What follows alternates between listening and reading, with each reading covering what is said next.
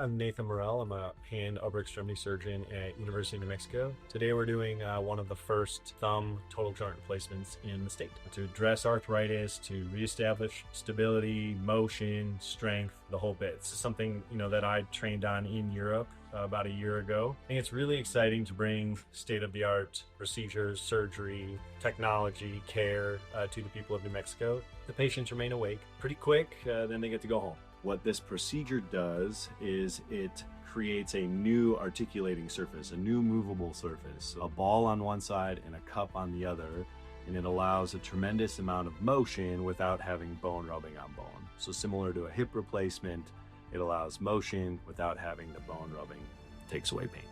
This is new because this preserves the thumb height, this allows motion, this allows a speedy recovery. We just haven't had that in the United States. It doesn't have the limitations that we see with some of the other surgeries for it. So absolutely, this is something that can get people back to the lives that they knew. To improve their life in that way is a really satisfying thing to be a part of. Call UNM Orthopaedics, ask for Dr. Morrell, ask for my clinic, and we'll get you as soon as we can.